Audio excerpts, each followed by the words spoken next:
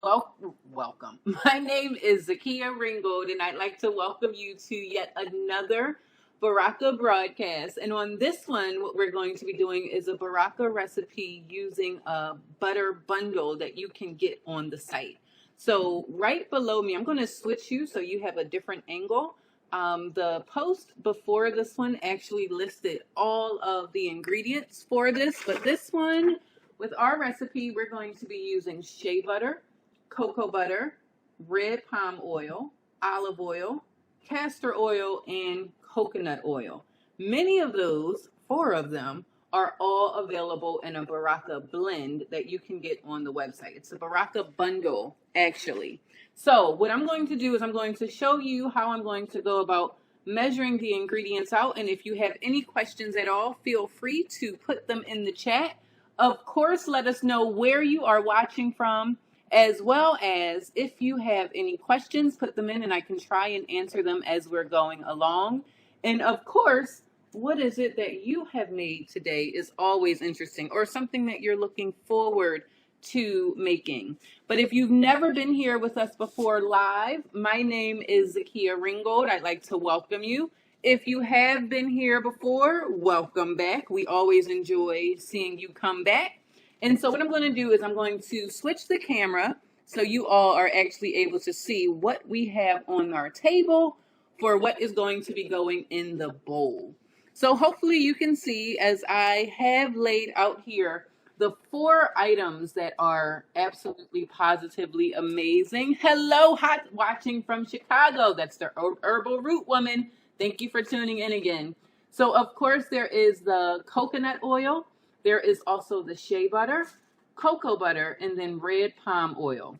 I have already pre-measured the castor oil and the olive oil in here, and they've already been melted. We're actually going to melt these down as well. Hello from California. Let's bring you guys up. Let's make sure we can see your comments. I'm going to put you guys to the right, to the right. Everything you own in a box to the right. It doesn't go that way, but you know. So we have Herbal Root Woman checking in from Chicago, and Miriam checking in from California. Welcome, ladies. Thank you for joining us. So this recipe is a pretty simple recipe, but it's extremely conditioning as well as cleansing. A lot of people say, well, how can I make my soap so that it's really, really conditioning and it leaves the skin really, really soft?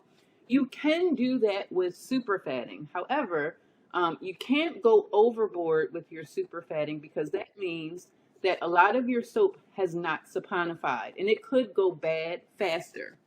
Much love, much respect. How are you, John? And we also have Cheryl checking in from Virginia. Good to see all of you, and thank you for checking in, guys. I appreciate it. I am showing that we are up to 99 viewers in the first 3 minutes, which is absolutely amazing. No matter where you are watching, please be sure to click the subscribe, the follow, the like, whatever your option is for liking, so that you get notified the next time we go live or we post a video. Who dies and glad to see you. Who died? Glad to see you. All right.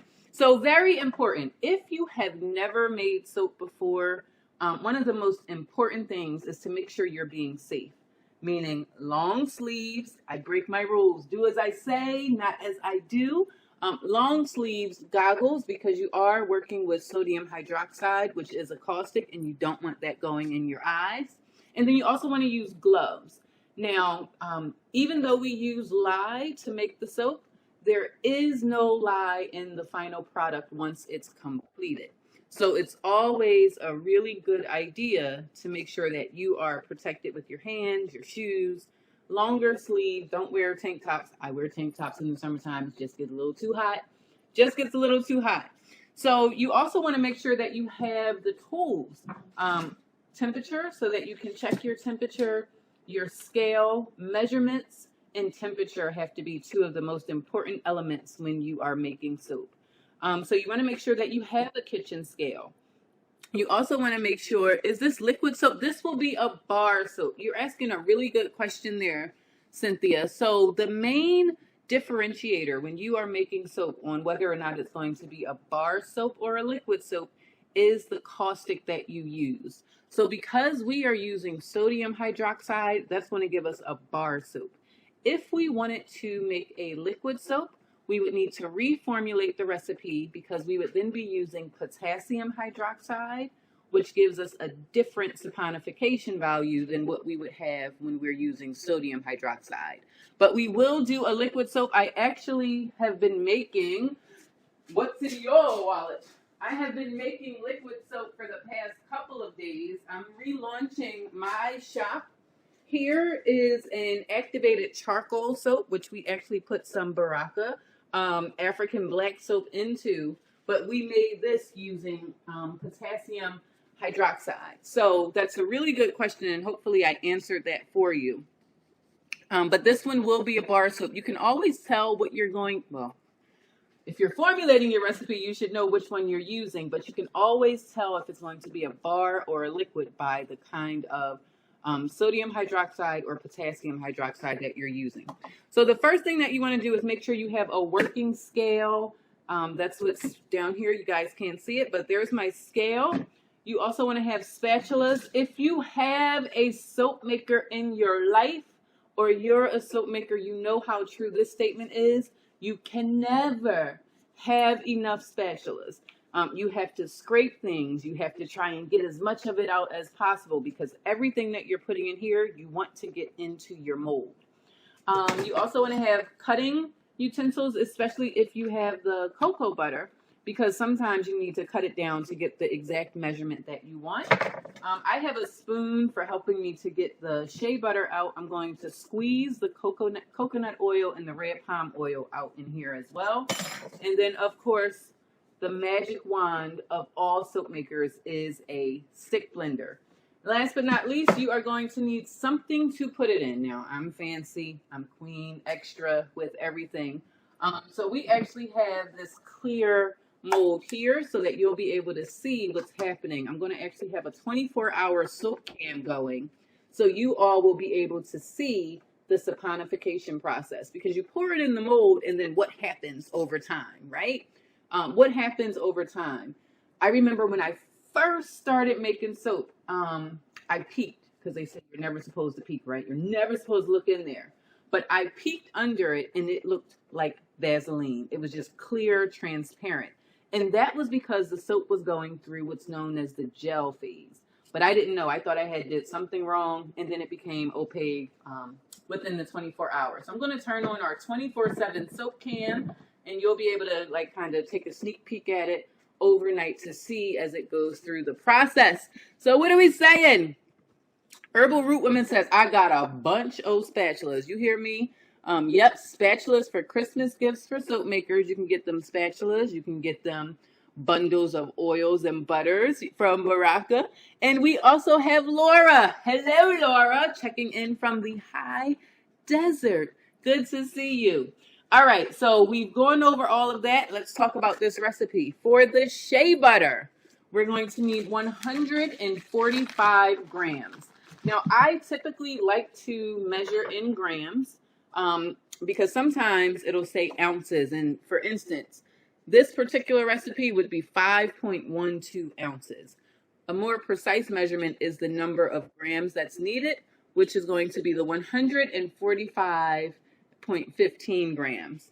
So you want to get a scale that can measure in both grams and ounces. That's very important, just so you can get really close or really precise, not close, because saponification is breaking down these butters and the oils. So let's see here.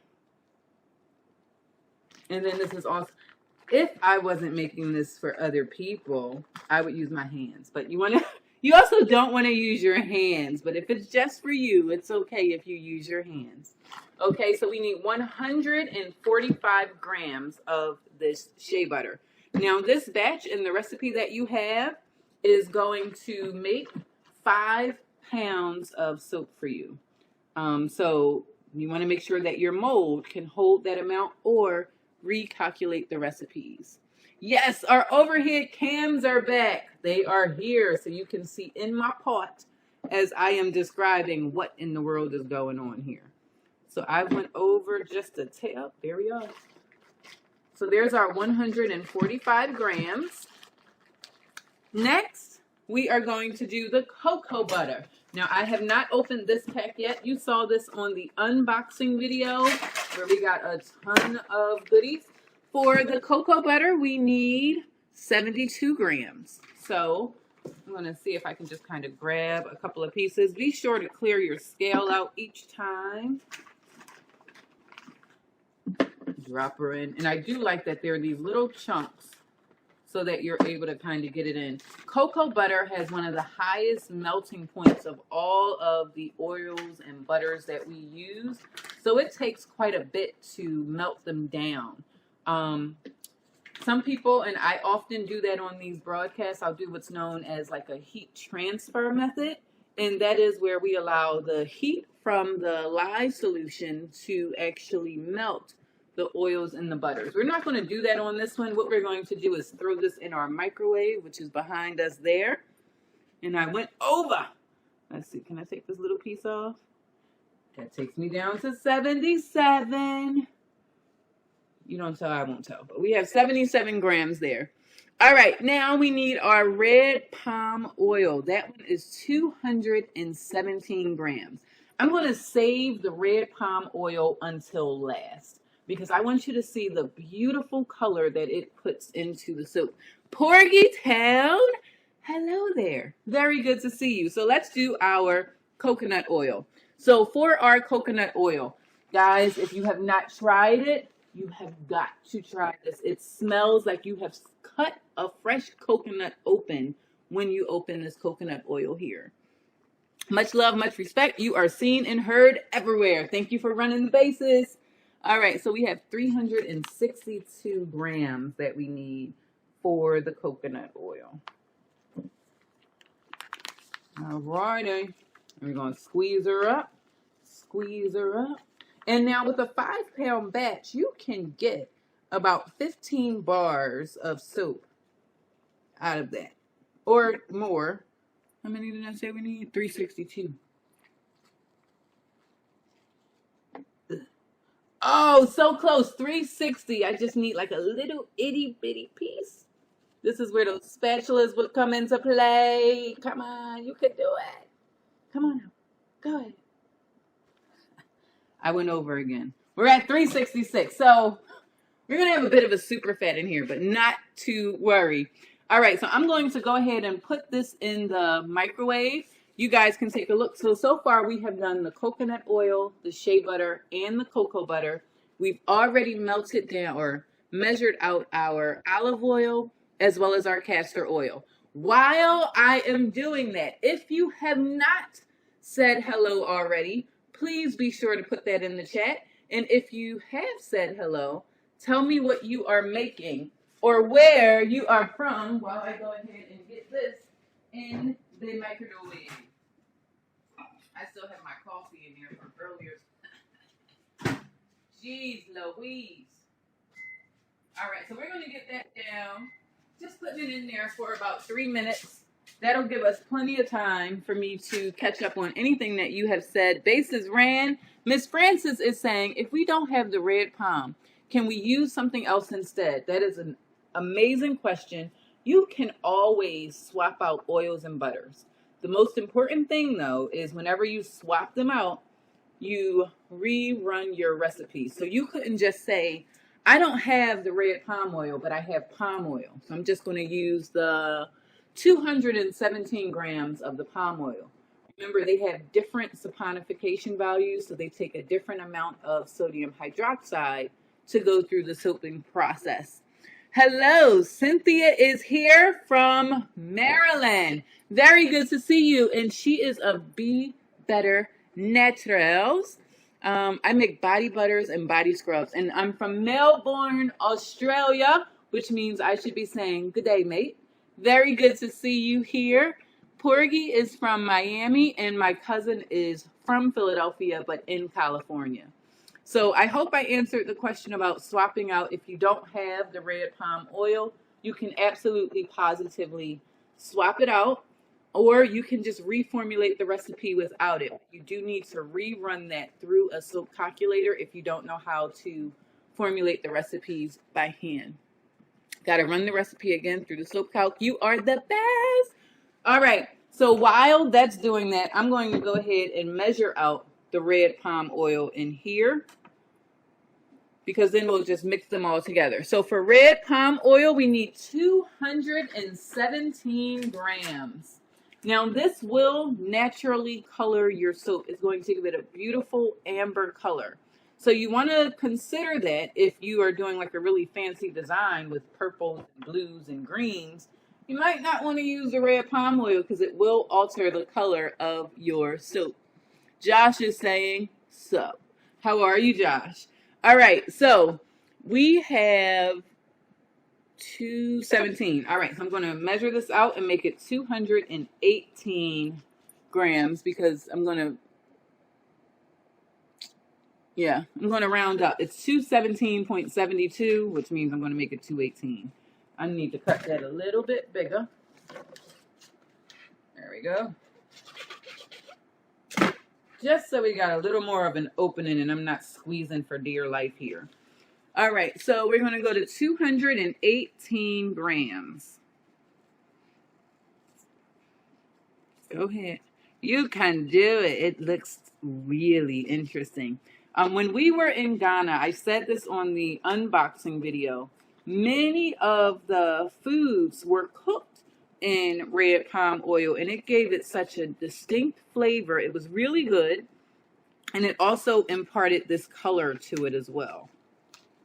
So you'll notice when I go to wipe my glove off, it'll have that color on there. It doesn't stain, but you'll notice that color. We're at 205. Come on, Carol Ann. Almost there. Step into the light, Carol Ann. All right. Let's see where we go. 13. 17.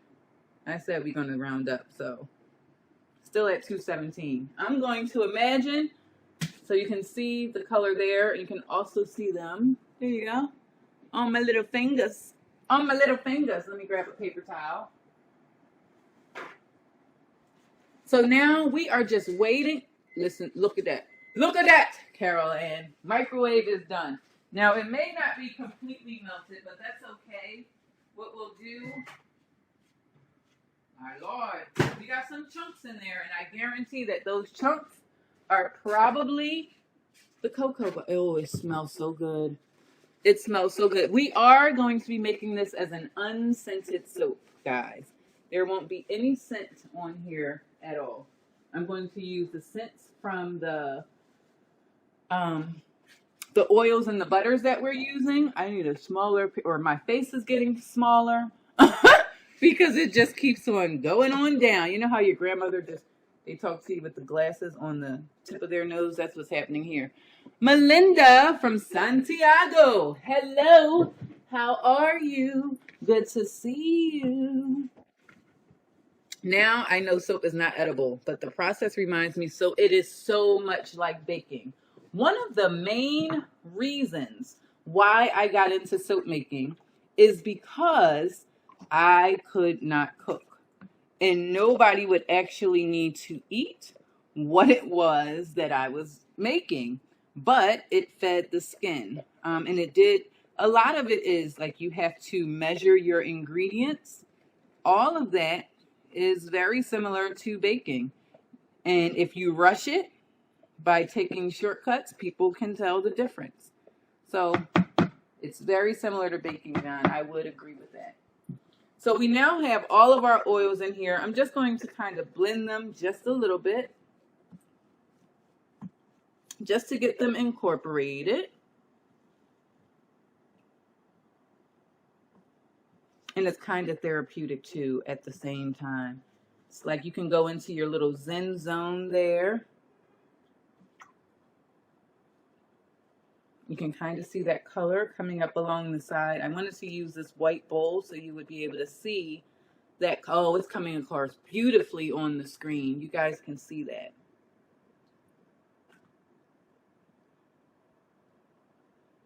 Now we just want to get these kind of incorporated together. Now you don't need to do this, but it kind of just allows you to get it to the way you want.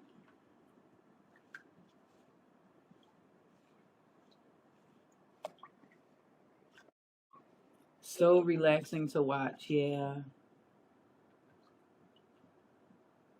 Make sure you breathe. I find myself not breathing at times where I'm like on bated breath, holding my breath for whatever reason. And this just gives you a chance to kind of just be present in the moment with what you're doing.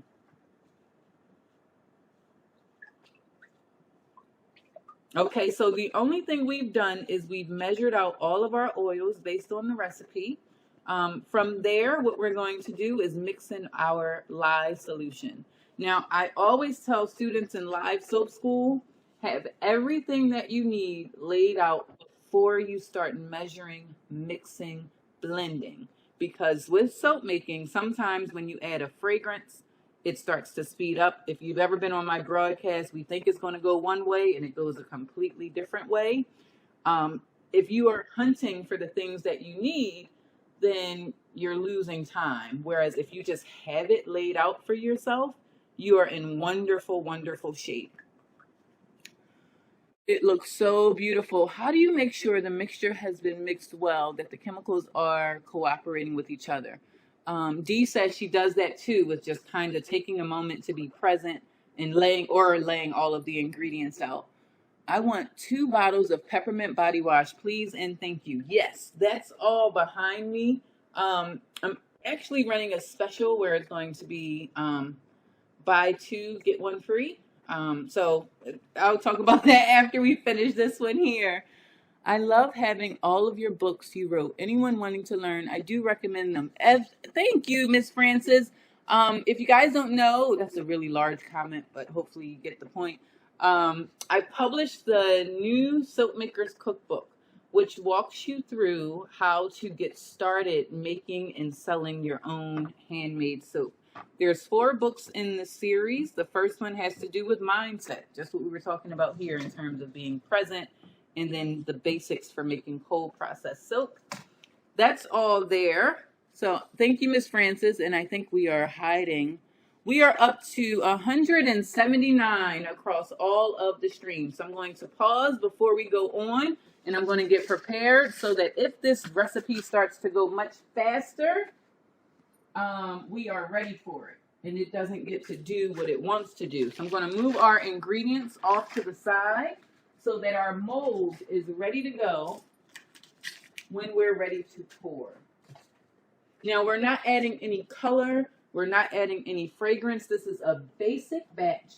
And that way you get a chance to see how the ingredients work without you needing to do anything. So we have our recipe down here. We have our lye solution. And I'm going to go back to, I think it was what John asked in terms of how do you ensure that everything is mixed well? We call that trace in soap making, and you're going to see it because you're overhead. When I go to pour this lye solution in, at first, you know, oil and water, they like to separate. But because we have the sodium hydroxide in there, that's what's creating that chemical reaction. And so it's going to go from just being separated to an emulsion where they're kind of blended well with one another. And then they go to trace, where it kind of looks like a pudding, a really thin, runny pudding. And that's how you know. And Shirley Lewis, hello there, Shirley. How are you? Your soap books were great. They gave me the motivation to start making soap myself, That's the best part. That is always the best part of these streams, when I get that feedback. So that's wonderful. All right, so we're going to go ahead and pour our lye solution in here. This is a combination of the sodium hydroxide and the distilled water. Remember, whenever you are making soap, you want to use distilled water, not your running water, well water, spring water, because the distilled water has removed all impurities from that. And so you'll have a really great product when you do that. All right, so what I'm going to do is go ahead and pour our lye solution in there. You can almost see it starting to change to a bit of an opaque. Or maybe you can't see that. So I'm going to get our stick blender in there. Give it just a little stir at first. And then I'm going to turn it on low. And you'll see. You see that? Look at that beautiful, beautiful color we're getting. And you don't need to add any color to this. This will do on its own. So I don't know if you can see, but you can still see some of the oil trailing there. That's letting you know that it's not completely blended.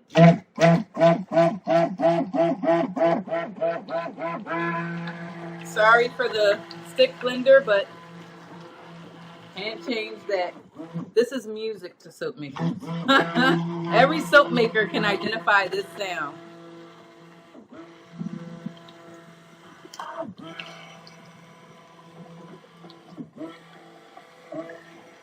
All right.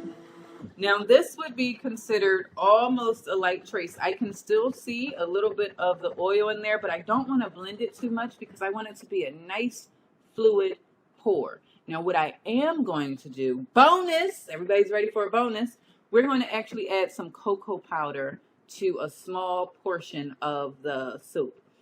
That's going to naturally color it with the brown, and then it'll give it that nice cocoa smell as well. Cocoa smell may not stay throughout the saponification process, but that'll just give us two different colors in the batch so that we can do a bit of a drop swirl. Now, I don't want to keep stirring this, but John, to answer your question, when I lift my stick blender up, it kind of leaves a little bit of a trail on the top. That lets me know that that is as much blending as I need to do. Now, a lot of times I'm running my mouth on these broadcasts and not paying attention to what my batter is doing. And when that happens, I stick blend to oblivion.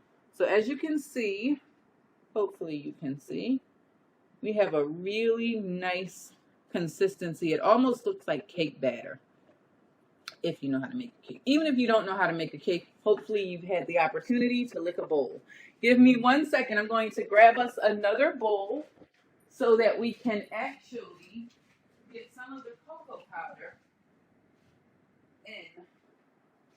If you're ever adding color to your soap, you do want to separate just a small portion out into a bowl so that you can keep the colors distinct. I got you, and I definitely saw the color change. All right. All right, so we're just going to pour some. Some people are very, very specific in how much they pour. I know I don't need a whole bunch of it. Just enough there. Let me grab the cocoa powder.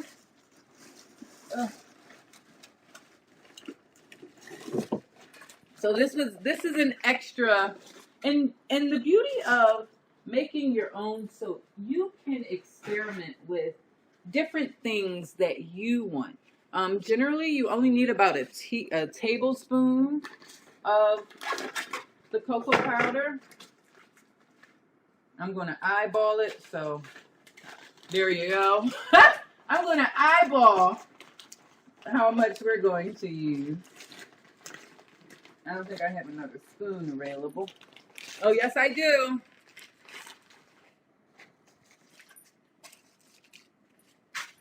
All right, and this cocoa powder is cocoa powder, so you can make it for making homemade hot chocolate. You can make cookies with it. You can make all kinds of stuff. So I'm just going to take about that much on a spoon. My grandmother was trying to teach me how to make potato salad, and I was asking her for like specifics on the measurement. She was like, a pinch, this much, that much. I'm like, Grandma, your pinch is a little bit different from my pinch. Look at this color. So you guys can see it.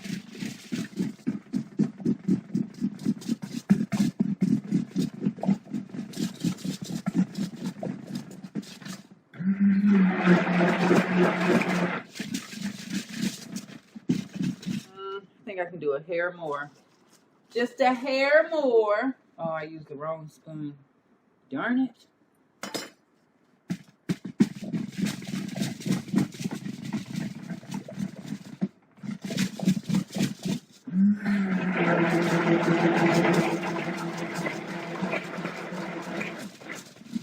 Now, I will say, I am seeing like little like polka dots in there. One thing that you can do to prevent that is instead of pouring your cocoa powder directly into your batter, you can pour it into some oil first, stir it up really well, and then pour it into your soap batter. But I'm going to take my spatula, give it a little bit of that elbow grease, a little bit of wrist action going with it. And now we have this beautiful chocolate color to go into our soup. And we're just going to have that layer right on the top. Now, I didn't do anything. Do you see this? It's already thickening up, so we better get it into the mold, which is what we're due. Can you guys see?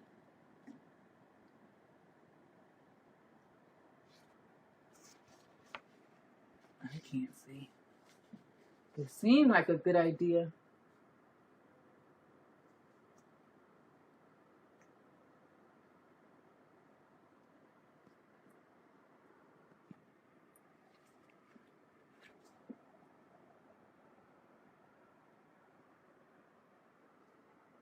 Now, the interesting thing about this mold is it can go on a slant. So if I want it, I'm wasting soap. There's still soap in there. I wish you guys could smell this cocoa. If you want some chocolate, I've got some cocoa powder. Can't really make you chocolate, but it is cocoa powder.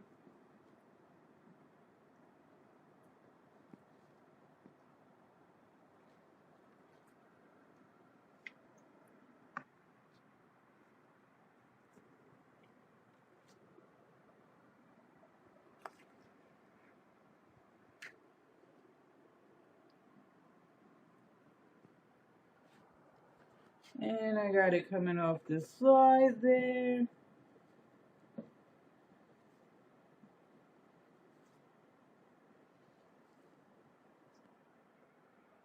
know what would have been smarter? Put the daggone mold down here.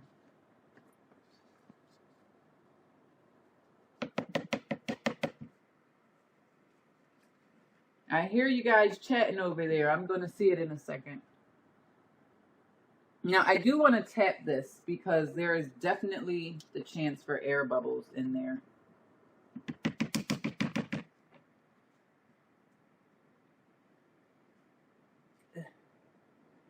All right, and now we're just going to take that chocolate layer after we tap it. Sorry, guys, I can't mute you.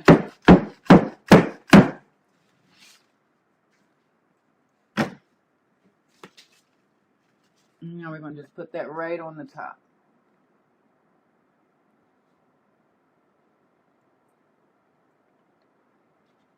And this will definitely have people saying, is that soap? And they'll say, yes, that's soap.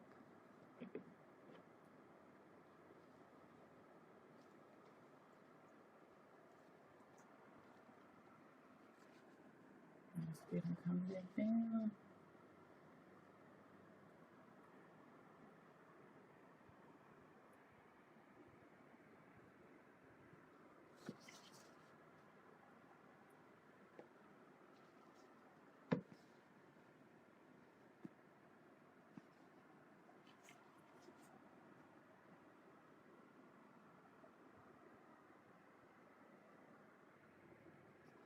I think I used a 7-pound mold. Darn it, Gina.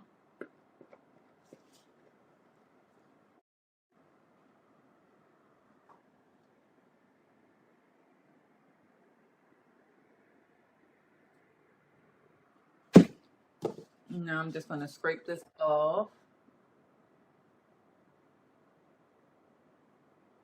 What are you guys saying? Hello!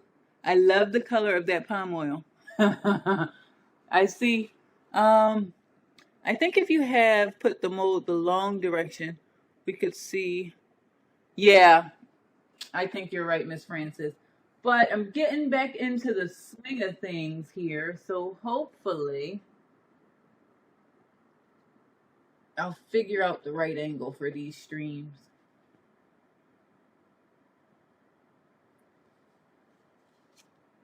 Get her in there. Yeah, that palm oil, that natural caramel color that it gives the soap is amazing.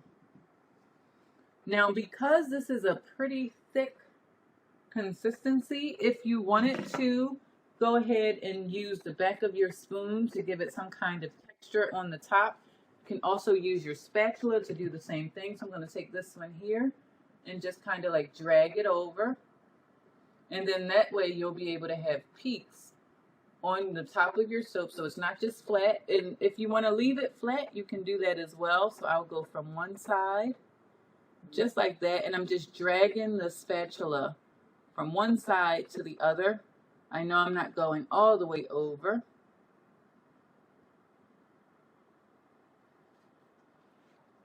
Looks like chocolate icing. What type of soap is that? So this is just a Baraka soap that we made today. I gotta come around this way, guys. There's the spatula. Just so I can see this side. And I'm gonna bring this over so that we end up with a peak coming both ways. It definitely looks like frosting.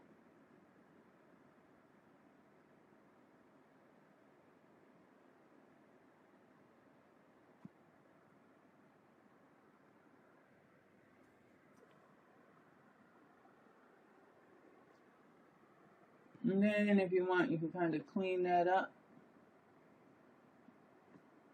You don't waste the soap. Make sure it gets back in the mold. Bring it back.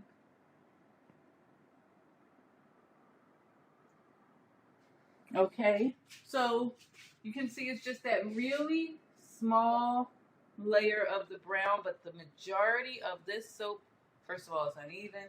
This side I poured higher. But the majority of this soap is going to have this natural color from the red palm. And that was what we were after for this particular recipe. No additional colorants were added. We added the cocoa powder to just a small portion of the batter. We wasted some batter. Dear gosh. Don't do that. We might get some of this on there. I'm about to ruin it. But I can't waste this soap batter. That's a lot. You gotta scrape. Get it all out of there. Alright, so we're gonna have. Sorry guys. I know you're like, it was finished. What are you doing? We got soap in here.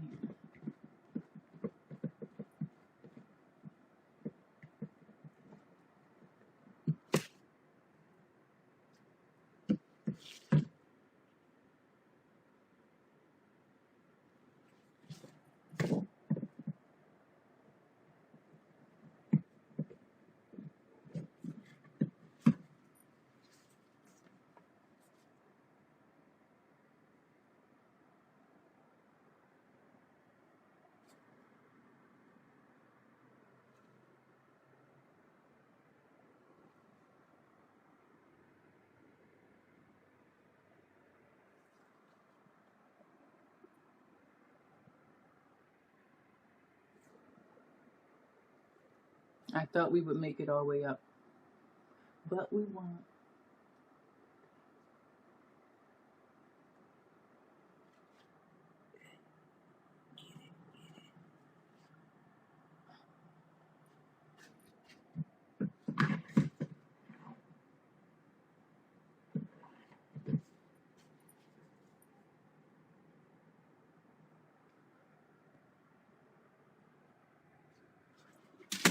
Gotta come back.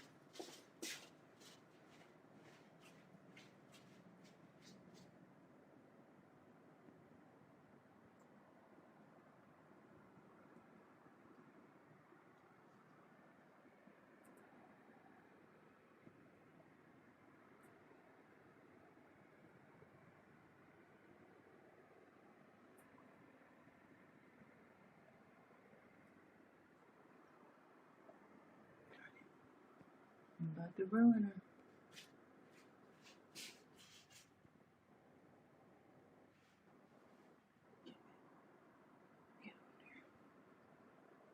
Now, I don't recommend that you actually do what that part.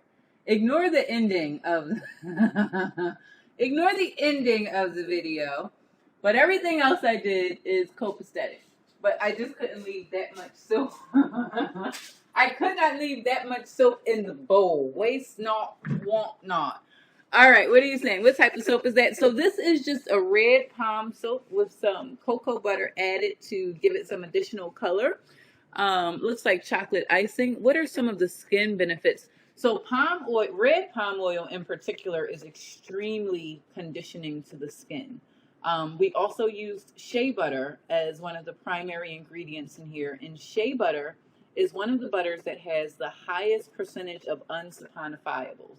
And what that means is, of all the butters and oils that you could use for making your own natural soap, shea butter in particular, it withstands that saponification process. So as it's being broken down by the lye, a lot of the qualities of the shea butter remain after that saponification process. So that's the primary thing. We wanted a conditioning bar that does not leave your skin feeling stripped. But that's the main reason why we used it. And we also wanted to have this amazing natural color come through from the red palm oil. Now, we used a combination of olive oil, castor oil, coconut oil, red palm oil, shea butter. Was this 5 ingredient? And castor oil. All of those combined, and when you start making your recipes, when you combine them, what you're trying to do is get that perfect mix for what you want. Some oils are going to be more cleansing. Others are going to be more conditioning. Others are just really helping for the saponification process. As you can see, we went to a really quick pudding almost phase, and that has to do with the castor oil because that will speed up the saponification process. Nice, Shanaria said. Looks good, and I bet it's going to feel stew. Oh, it does look pretty. It doesn't look what I had in my mind of how I was about to ruin it. It didn't appear. It doesn't appear to be ruined. So let me see. I will bring it this way. But the nice thing, the reason I have this mold in particular, and this stand, is this allows me to adjust it so that I can have different angles when I'm pouring the soap. Now, my soap didn't stay fluid long enough, but what we could have done is poured a corner, had it tilted, and then poured another one, so it would have kind of looked like 2 triangles. But next time, it's a reason to tune in again. So I am Zakia Ringgold. I am so glad we ended up